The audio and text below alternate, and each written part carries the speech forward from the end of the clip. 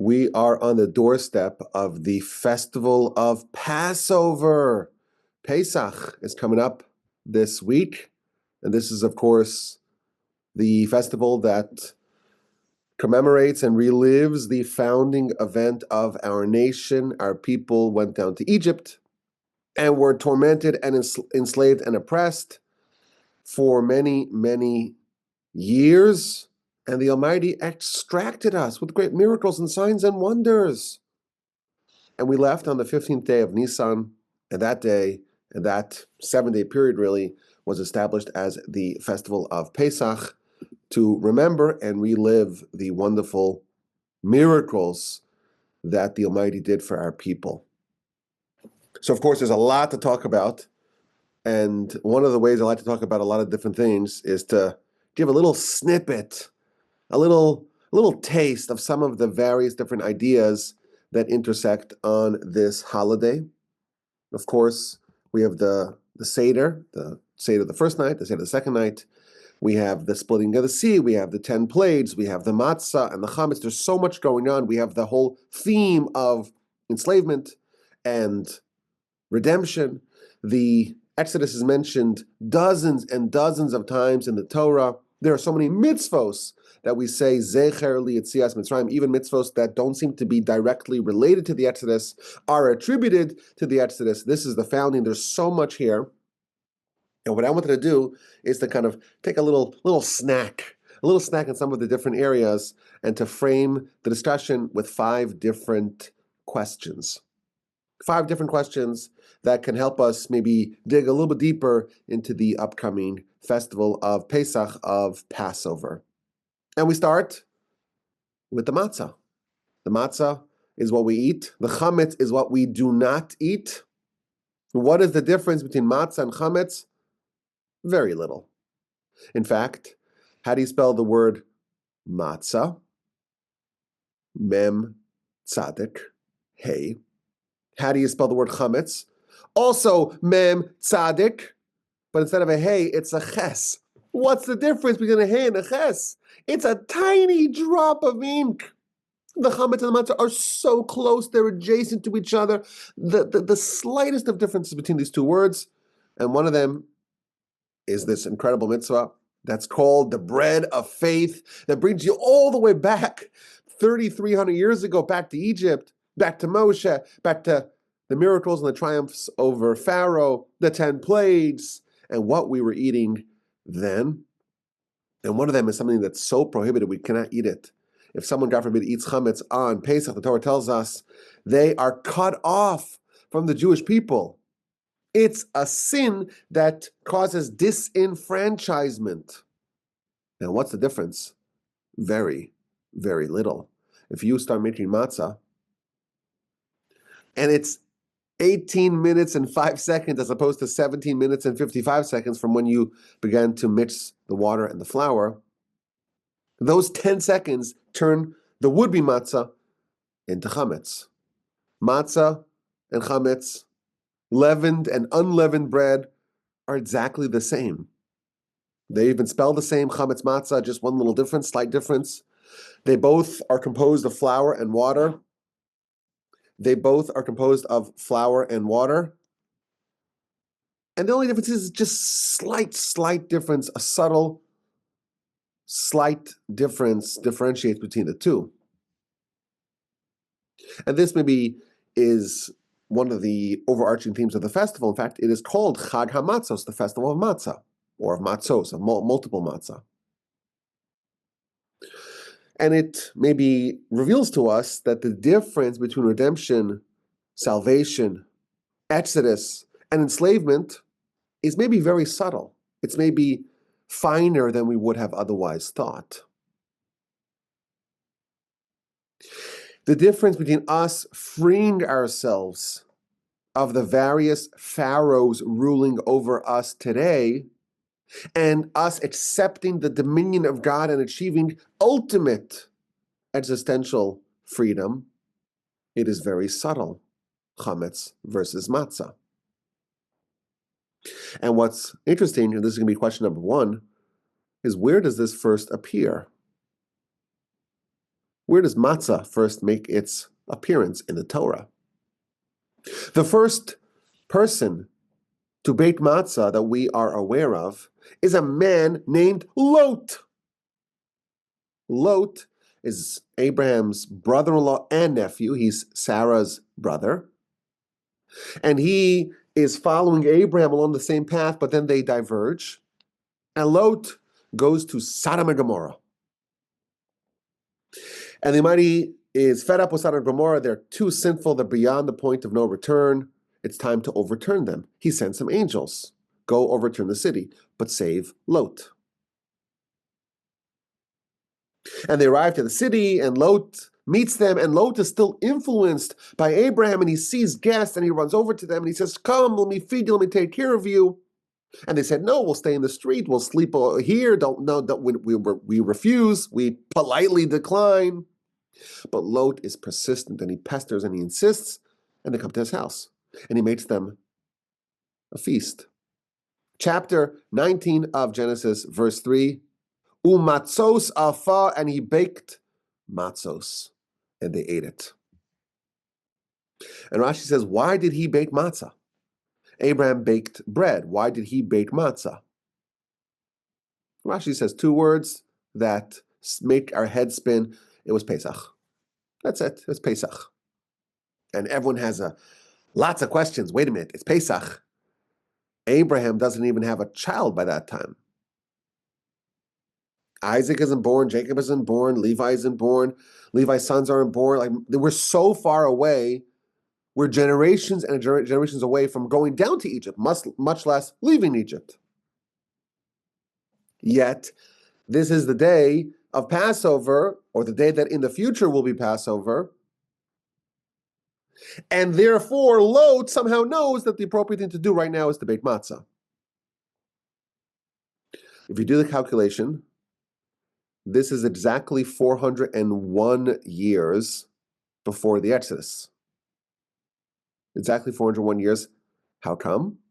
It's a bit complicated, but those same angels previously were by Abraham, promised Abraham that in a year they will have a son, Abraham and Sarah. And indeed, Isaac was born exactly a year later.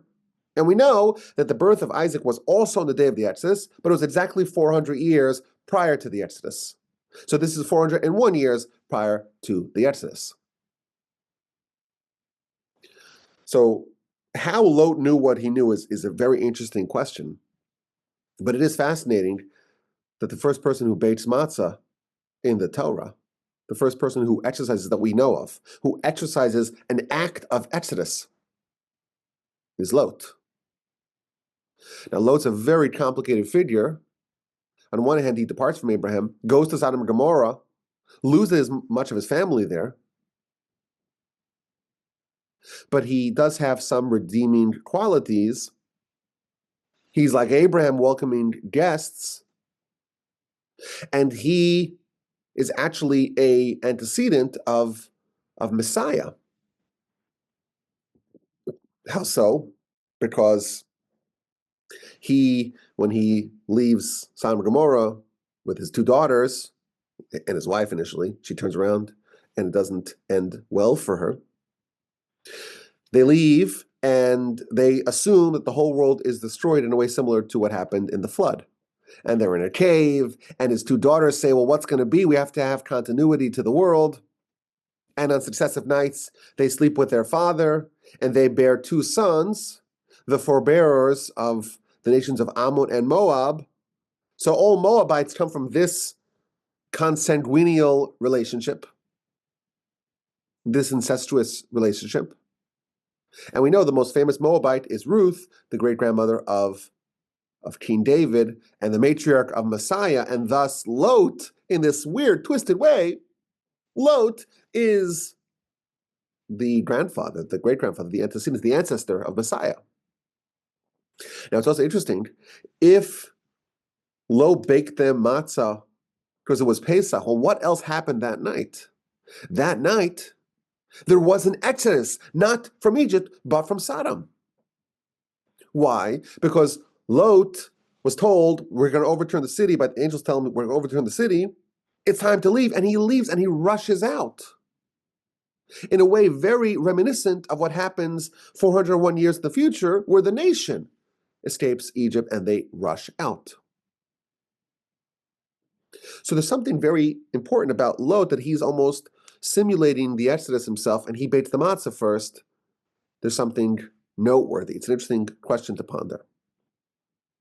I think we can perhaps suggest an idea, and maybe there's more ideas.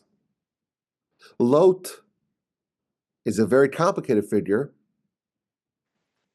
someone who has a little bit of Abrahamic tendencies. Our sages tell us that he looked like Abraham. They resembled each other physically. His visage, his countenance was similar to that of Abraham.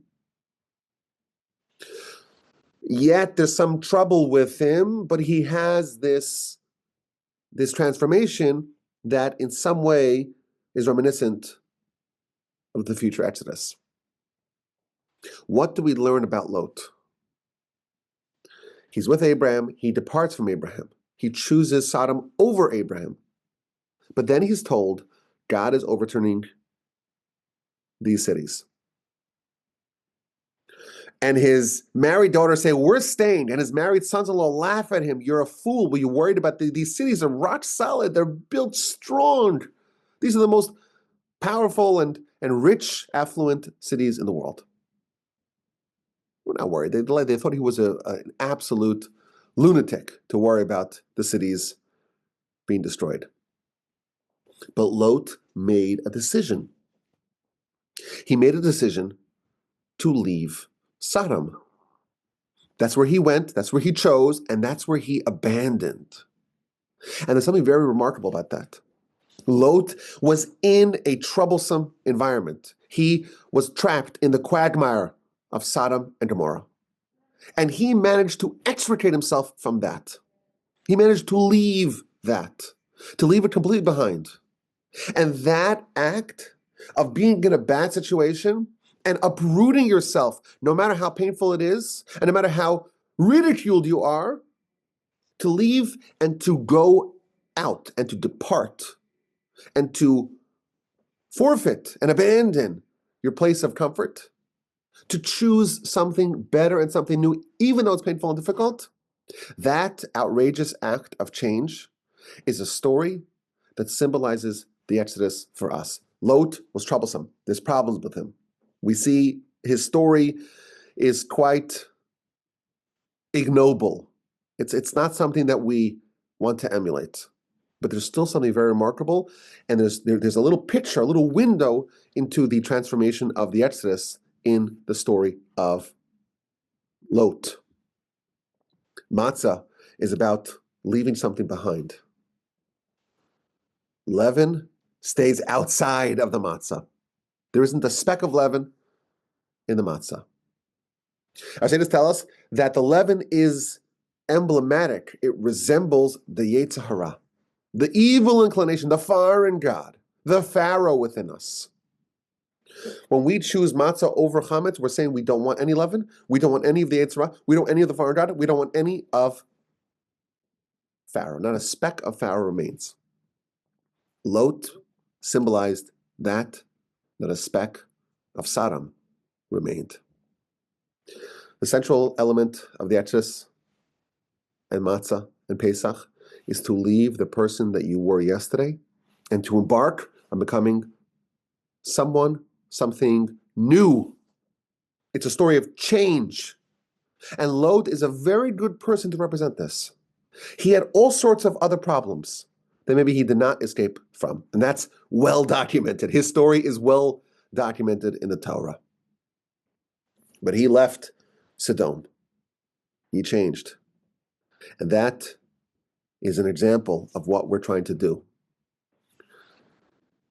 There are great people. There are pristine people in our story. And then there are troubled, checkered people in our story. Even the troubled, checkered Lot had a transformation on Pesach, and he baked matzos, and he achieved a measure, a modicum of Exodus on that night. This is our marching orders for this festival to change, to leave Egypt behind, whatever that may be, to leave Pharaoh behind, to leave the Yetzer Hara behind, to leave Sodom behind.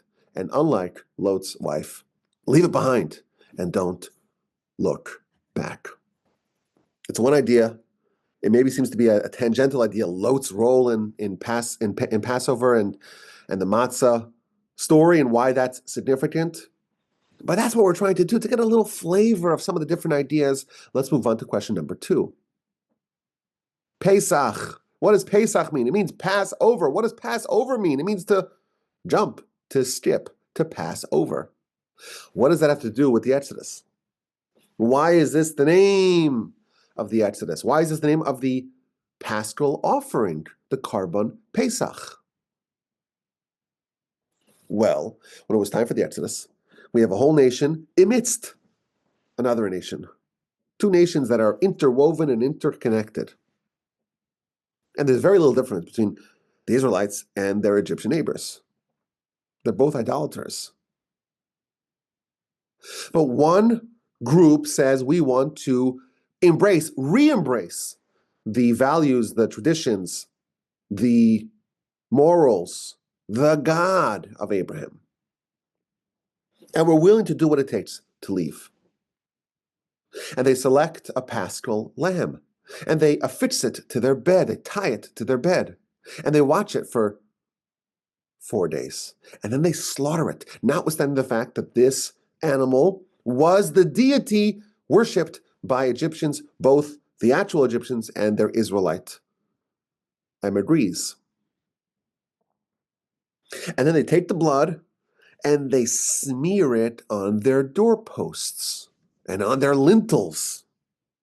And they close their door and they don't open it. And every Jewish family that did that, when God was sweeping through Egypt, killing every firstborn, he passed over the houses that had on their door that blood. He jumped, he skipped those houses. And this is why the festival is called Pesach. That's why it's called Passover, because God jumped, so to speak. This seems like a very side point, a tangential point to the story. It's a sideshow to the Passover Exodus story. Why is this the name of the festival? So if you look at Exodus chapter 12, verse 11, we have a description of how the paschal offering is supposed to be eaten. You have to be all dressed, Moshe tells the nation. You have to have your belts buckled and your shoes on your feet and your walking stick in your hand. You are ready to go. You don't leave any time to get ready. You have to be ready. And you should eat it b'chipazon, very fast, in a hurriedly manner. Why? Because Pesach hu Hashem, it's a Pesach, it's Passover. Now, what does that mean? So Rashi says that the paschal offering, the Passover lamb, both the one that they brought in Egypt and subsequent ones, it's named the Passover lamb because of God jumping, God skipping. Because God would jump and skip over the homes of the Israelites. You have 2 neighbors, one's an Egyptian, one is an Israelite. They're neighbors, they're maybe indistinguishable. But God leaps over, jumps over, skips over, so to speak, the home of the Israelite and strikes the Egyptian neighbor.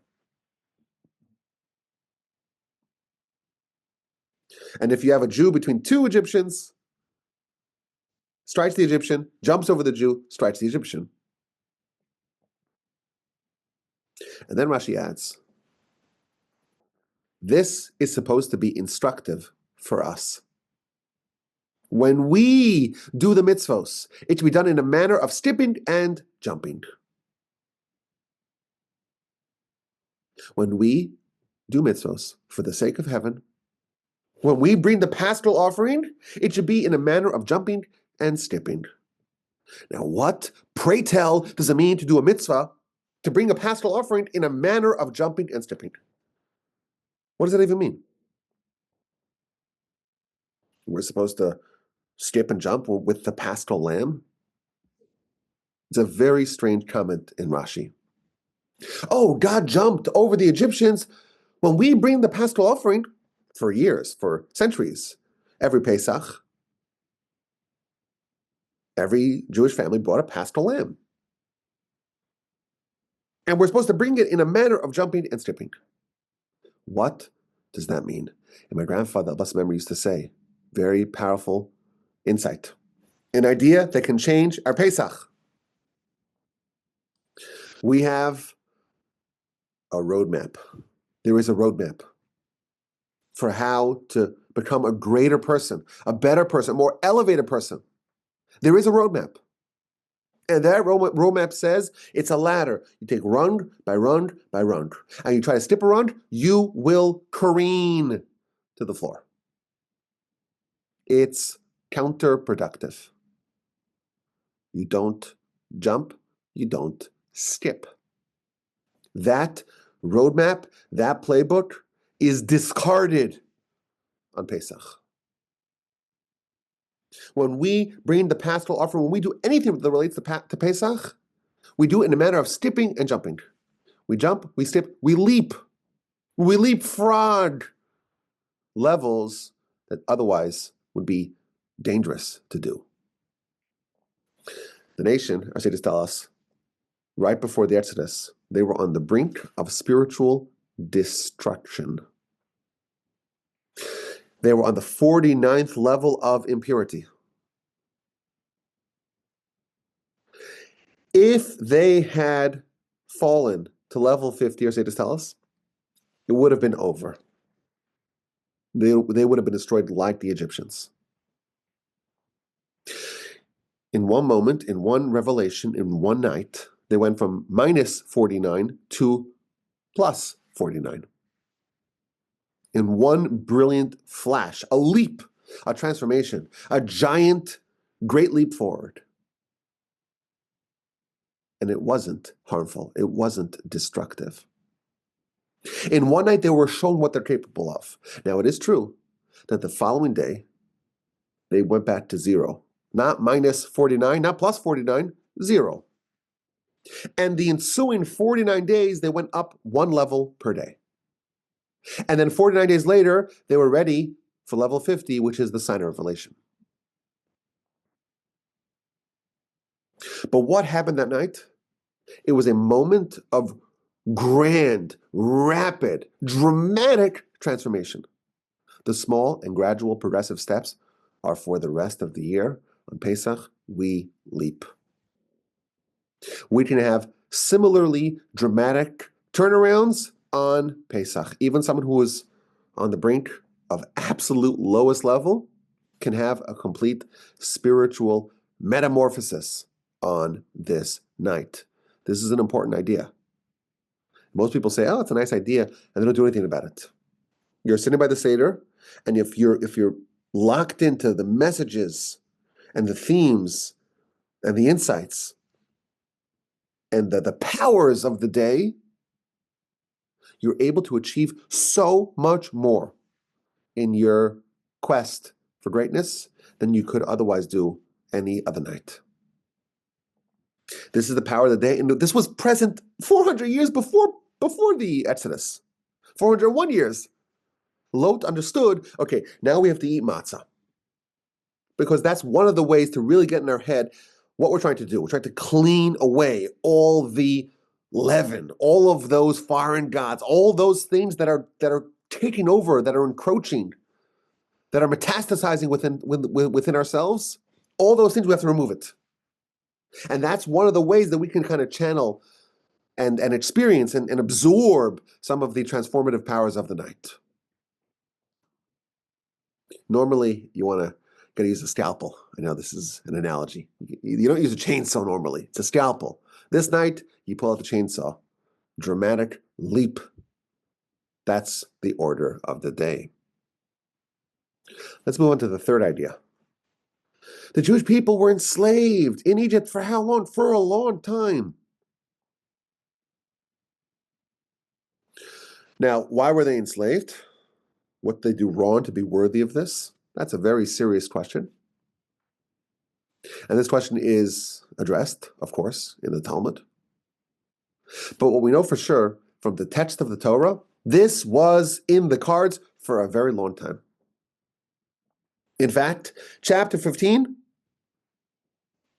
of Genesis, God tells Abraham, Yodoa Teda, you should surely know that your descendants will be foreigners in a land that's not theirs, and they will be enslaved, and they will be tormented for 400 years.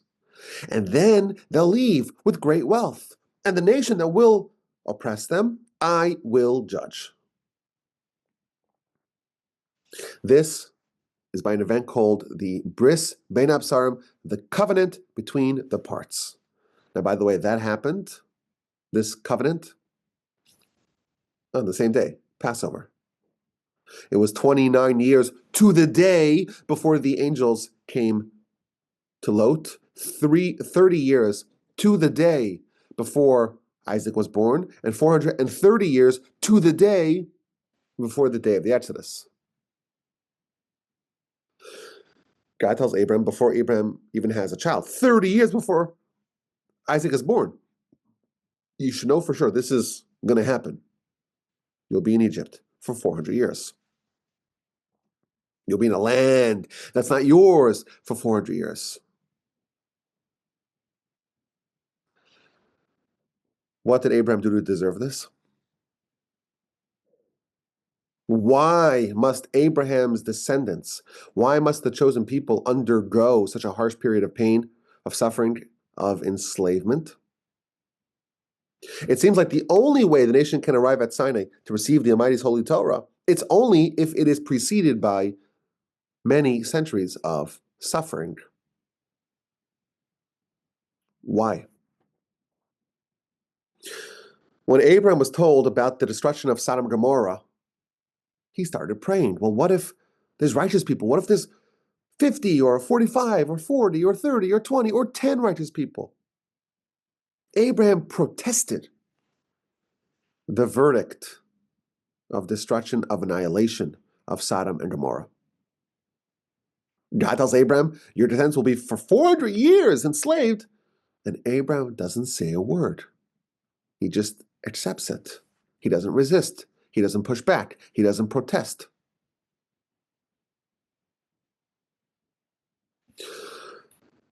Obviously, Abraham understood that this is good, that this is necessary, this is a prerequisite for becoming the chosen people. In fact, in chapter 4, verse 20, it's an easy verse to remember, 4:20, in Devarim, in Deuteronomy, the description of the centuries in Egypt is a kur habarzel, an iron crucible. What does that mean, an iron crucible? Rashi tells us it's a vessel in which you purify gold. What was it like in Egypt? It was something similar to the experience that gold undergoes when it is put in an iron crucible and it's purified.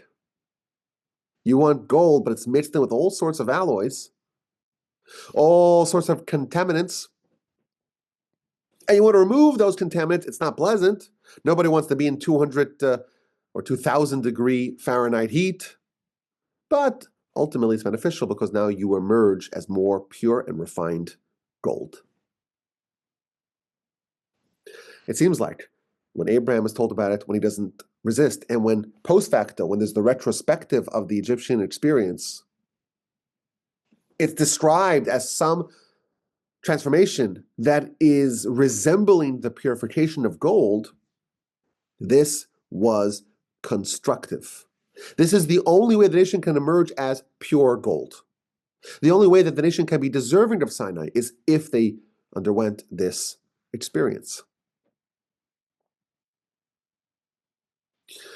And the answer, the explanation, is one that you won't like. And you'll say, no, I can have it even without that. But this is the only way that it can be done. And this is a bigger discussion. Again, we're just trying to get a little snack here. A little Passover hors d'oeuvre, a little taste, a little something to just get a little flavor. But this is the idea. When God came to give the nation the Torah, he went to every other nation. Do you want the Torah? Well, what's in it? Don't murder. Don't murder. No, that's what we have. That's what we do. Sorry, we can't accept it. What's in it? Don't steal. What's in it?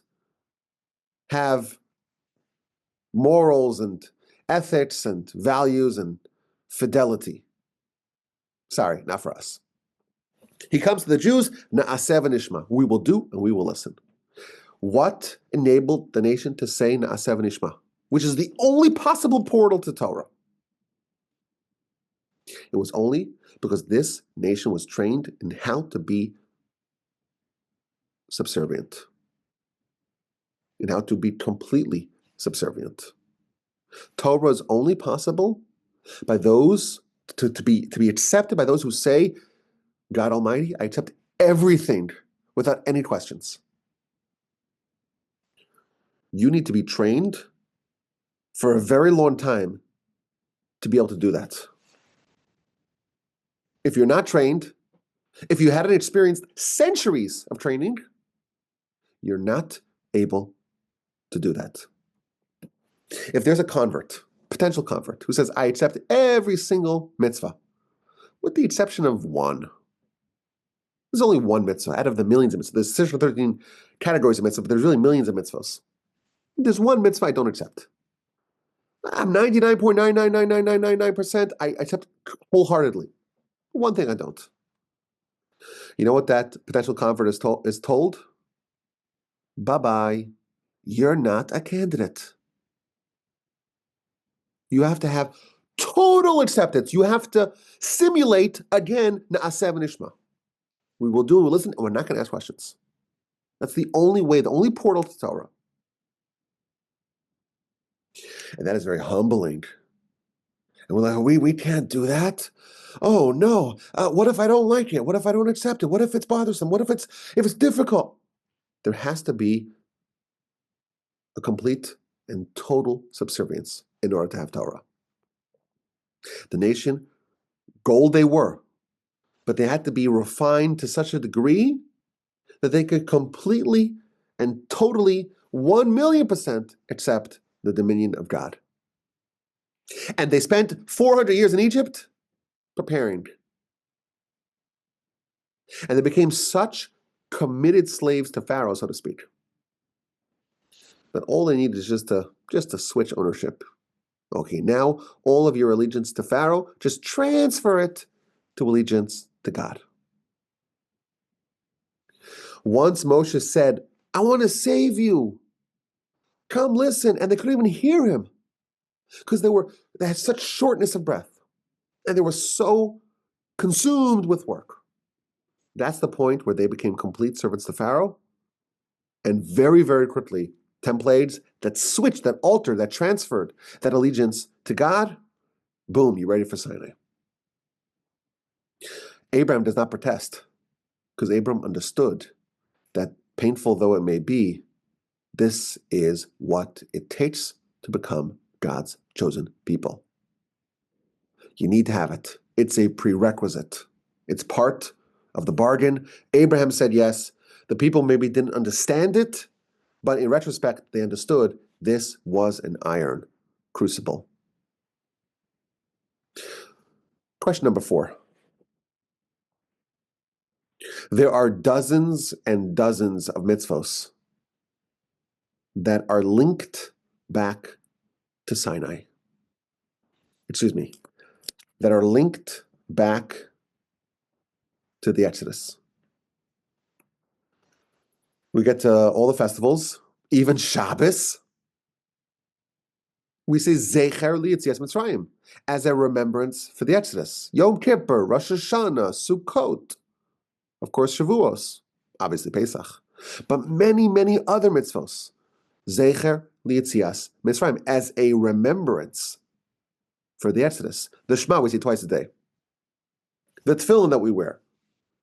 All that is somehow linked to the Exodus. If you think of the Exodus as simply a way to achieve the end of salvation, to be freed from bondage, it makes no sense why so many mitzvahs are connected to it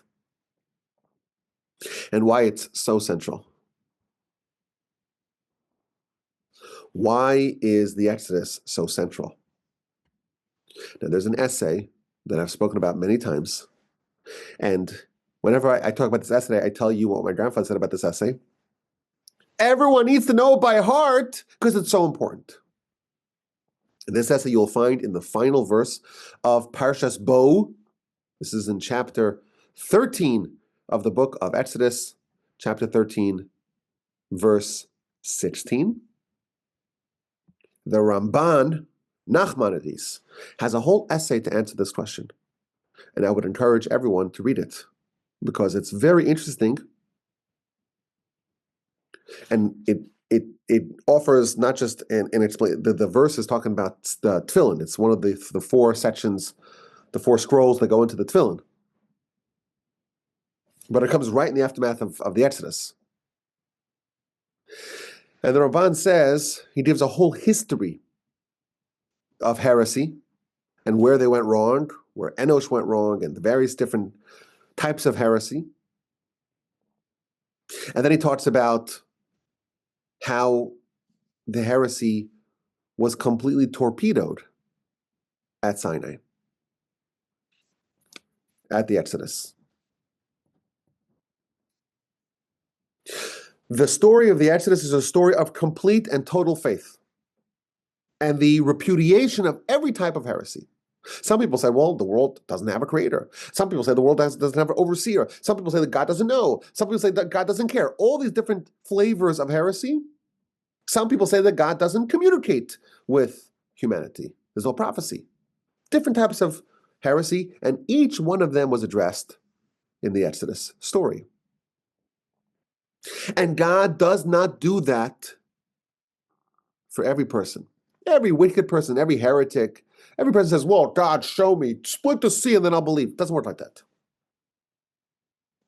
This is a masterclass. The story of the Exodus is a masterclass of faith. Every single question of faith, every single challenge of faith was addressed and was completely and permanently resolved by the Exodus. And therefore, this is the touchstone of faith for all time.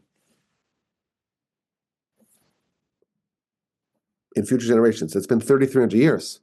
We haven't had the splitting of the sea in a while. Now, yes, the sea split or the river split for Joshua, and some of the great sages in the Talmud had a sea splitting event. But it hasn't been for our nation for a very long time. And therefore, it's imperative that we never forget the story. Some people say, well, the Exodus happened a long time ago. Maybe we could have some newer stories to talk about. The Ramban is addressing that question. Many, many mitzvos to remember the Exodus. Why? Because when you remember the Exodus, it automatically solves all your dilemmas of faith. All the challenges of faith. God doesn't exist. The world existed forever. God doesn't know what's happening. God doesn't care what's happening. God does not communicate to us. All those things, God doesn't have mastery over nature. All those variants of heresy were completely addressed and thoroughly and resoundingly dispelled with the Exodus. And that's why it's telling us everything we need to know about faith. And that's why we revisit every angle of the story. Every beat in this march is repeated, is relearned, relived, because doing that gives us that touch point with total faith. It's a very important essay. I would encourage everyone to read it, because my grandfather said, you have to know it by heart. And I was thinking, do I know it by heart? I know much of it by heart. It's a pretty long piece. So I don't know if I fully fulfilled what he wanted, but I definitely know the piece well enough, I think, to qualify. It's almost by heart. but I would recommend everyone read that because that's a powerful idea and it shows us why this story is so important. Let's move on to the fifth and final question that we're going to address. The matzah. It's a confusing food because we're told multiple different things about it in the Haggadah. The Haggadah is the canonized guide to the night of the Exodus. And there's 15 different stages of the Haggadah and the Seder. And it's very specific as to what it's saying and how it's saying. And it tells us two opposing things about the matzah. We start off the Seder with a sentence called Ha lachma anya. This is the pauper's bread, the poor man's bread, that our antecedents ate in Egypt. We lift the matzah. This is what we ate in Egypt. You fast forward 2 hours later in the Seder, we say, Matzah zu sha'anu ochel mashuma. Why are we eating this matzah? Not because of the events before the Exodus, not because our antecedents ate this in Egypt, but because we left with great speed. And the dough that we brought out of Egypt didn't have time to rise. We baked it in a place called Sukkos. We prepared the dough in Egypt, but we left so quickly that we only baked it outside of Egypt, outside of bondage. And then we ate it for a few weeks until the manna came down. Does it symbolize affliction or does it symbolize freedom? We seem to see both. Now, I will tell you, according to the idea that we said earlier, that the experience in Egypt trained us to be subservient. We were subservient before the Exodus. We were subservient after the Exodus. The only difference is who was the master. We're slaves before, we're slaves after, slaves to Pharaoh, slaves to God. But matzah hasn't changed. Matzah symbolizes the bread of slavery. There's a good slavery, there's a bad slavery. That's one idea. There's another idea. Our nation is compared to the sand and the stars. We can reach tremendous heights, or we can reach the absolute nadirs of humanity. Both of those are symbolized by the matzah. Who eats matzah? Someone who cannot afford anything better. Who else eats matzah? Someone who's so busy and consumed with more important things that they have no time to eat or to focus on a lavish meal. Someone's very poor, can't afford anything more. Flour and water, it's the simplest thing. Suppose someone is so busy, they're a mogul. They're making a ton of money. They're on top of the world. They don't spend time with trivialities like lunch. They'll wolf down their lunch by their desk because they're making so much money. They're being so productive. They're using the time in such a powerful way. There's two people eat matzah. Those who are enslaved, nothing else to do. You're enslaved to Pharaoh. You have no time to breathe.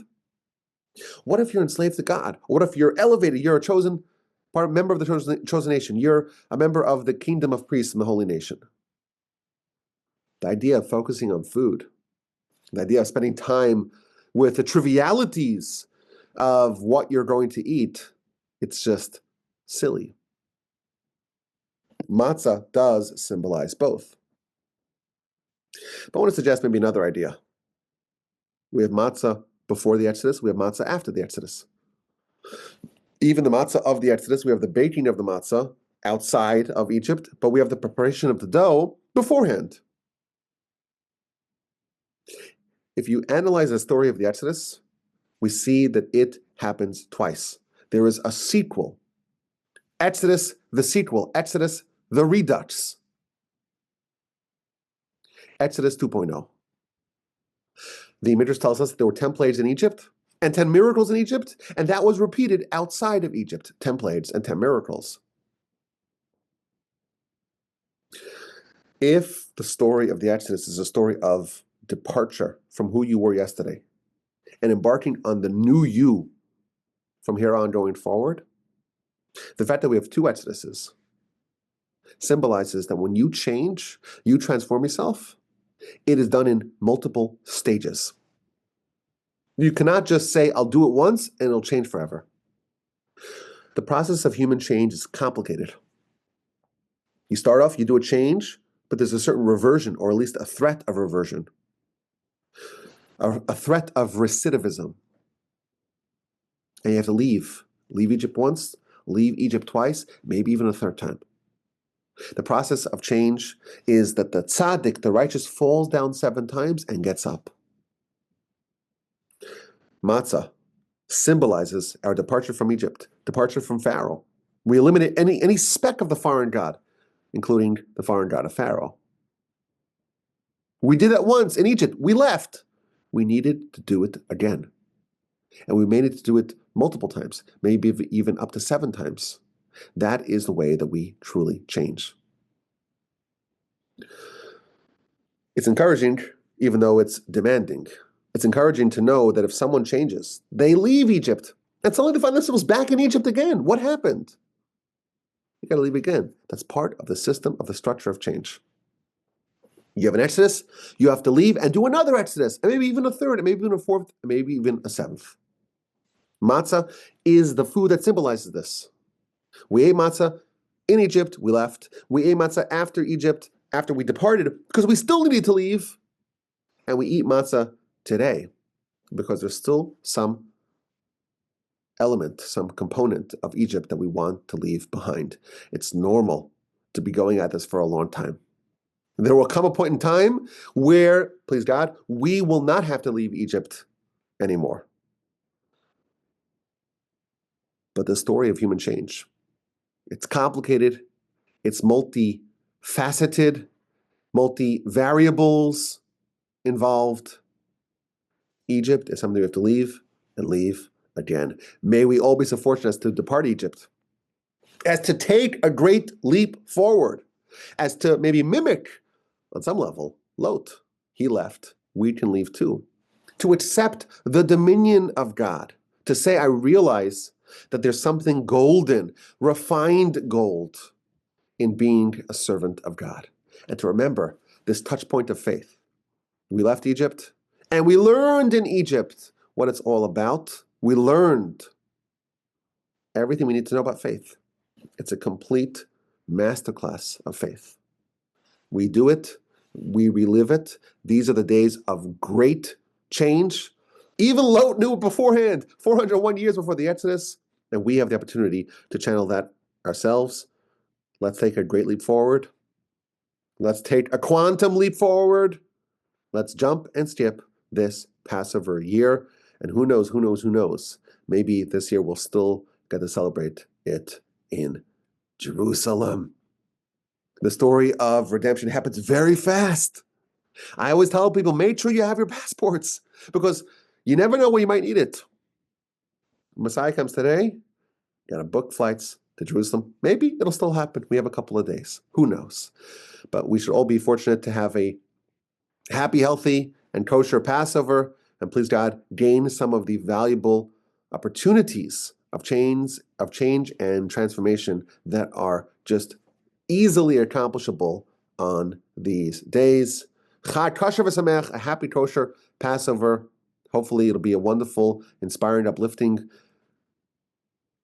festival for all of us, including our brothers and sisters in the Holy Land. We should all be redeemed from whatever is constricting us, holding us back.